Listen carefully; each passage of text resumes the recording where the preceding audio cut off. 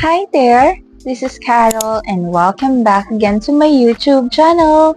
It's a new day, new video at bagong kaalaman na naman na matututunan nyo sa video na ito.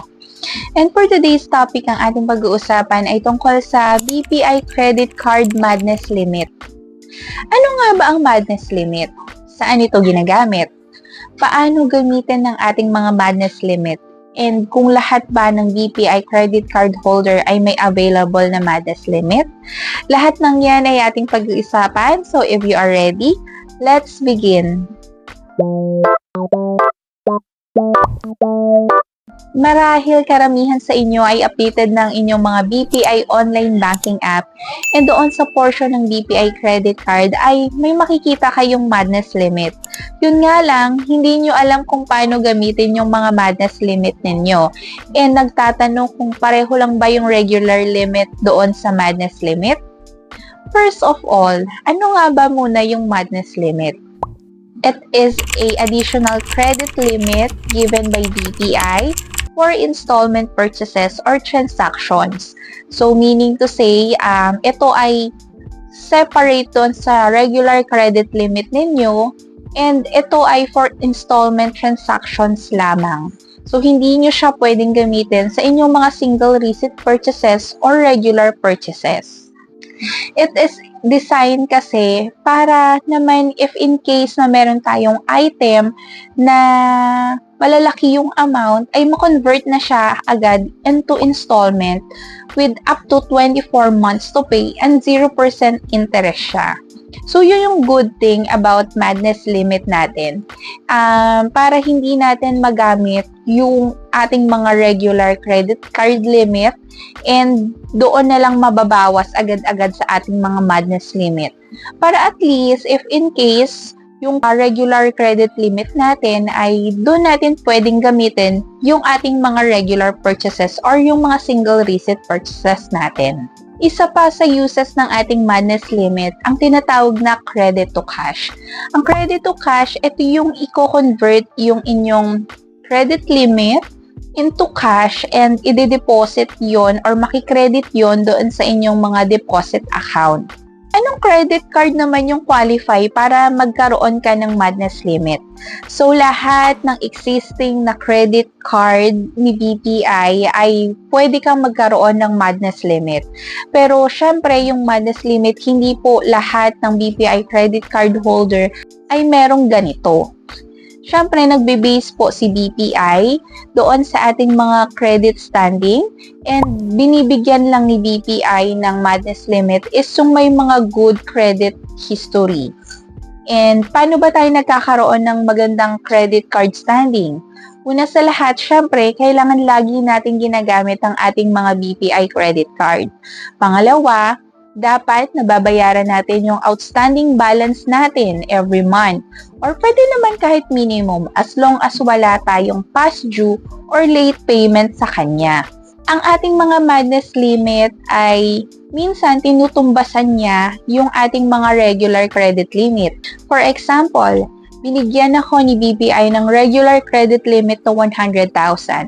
Then, binigyan niya ulit ako ng Madness Limit na 100,000. So, pinantayan lang niya yung regular credit limit ko. May mga pagkakataon naman na dinodoble niya pa yung Madness Limit mo. For example, binigyan niya ako ng regular credit limit na 100,000. Then, sa Madness Limit naman ay binigyan niya ako ng 200,000. So, possible yon. So, depende po sa ating mga credit history yung ibibigay sa atin ni BPI na Madness Limit and hindi po talaga siya pare-pareho. Ang ating mga Madness Limit ay hindi laging nandyan. May mga times na nawawala siya. Paano ba natin gamitin ang ating Madness Limit?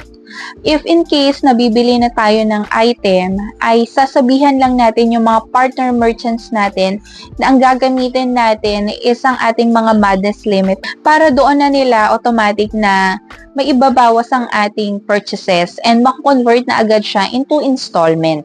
Ang paggamit ng ating Madness Limit ay dapat less than sa amount ng bibilhin nating item or exact doon sa bibilhin nating item. For example, meron akong madness limit na 100,000. Then yung item na binili ko ay dapat pwedeng eksaktong 100,000 para sakto siya dun sa madness limit, or pwede namang mas mababa doon sa madness limit natin. Pero if in case na kunwari gusto kong bumili ng item na worth 120,000, ang available na madness limit ko lang is 100,000, pwede bang yung excess na 20,000 na iawa sa regular limit natin? Yes, pwede po yun. So, kailangan lang ang gagawin natin ay ang unang swipe is 100,000, and para automatic siya mako-convert into installment and mababawa siya sa ating madness limit. Then, the other 20,000 na ay ikakaltas na natin doon sa regular credit limit. So, isa-swipe na natin siya sa regular limit natin.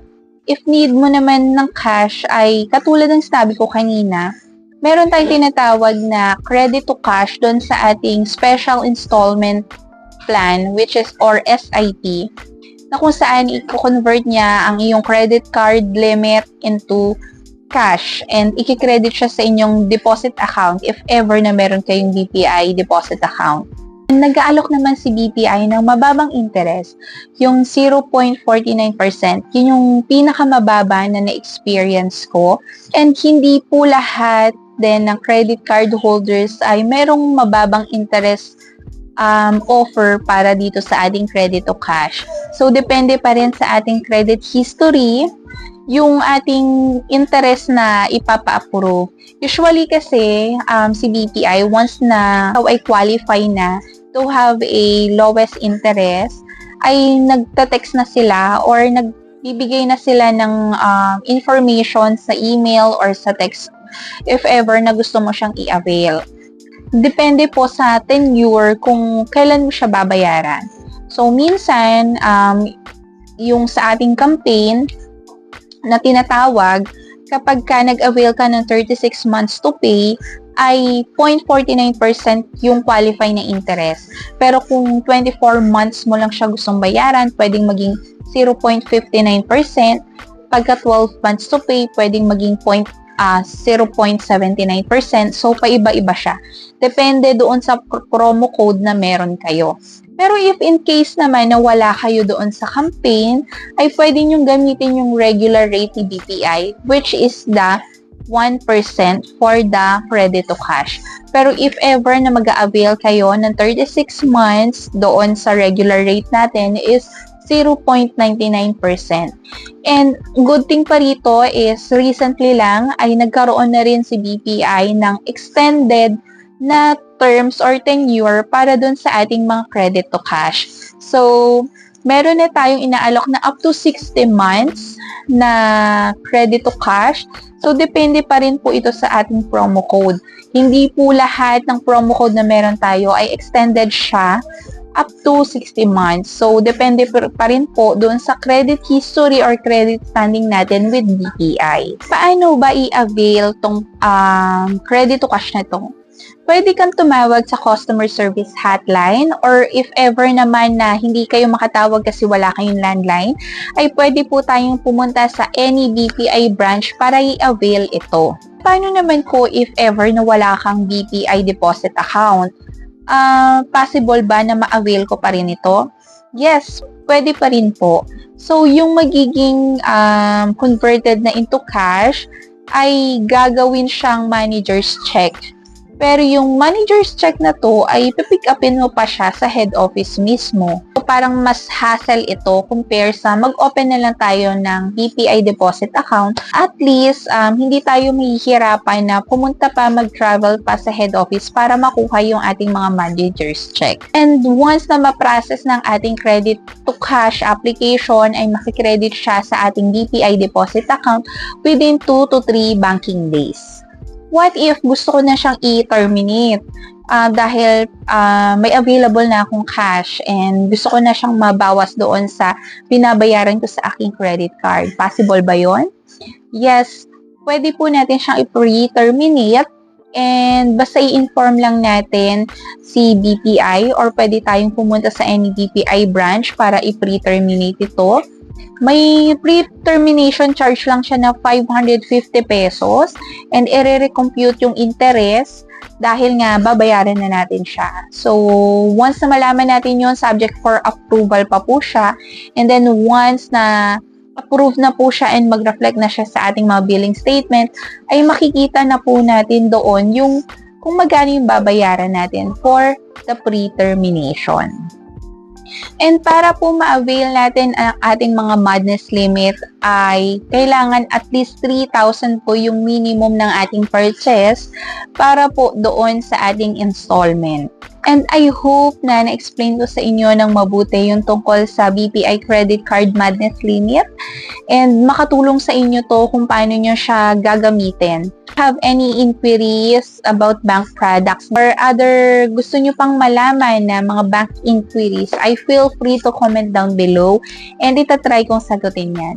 Don't forget to like, share, subscribe, and click the notification bells for more updates and more videos. So until to the next vlog guys, bye-bye!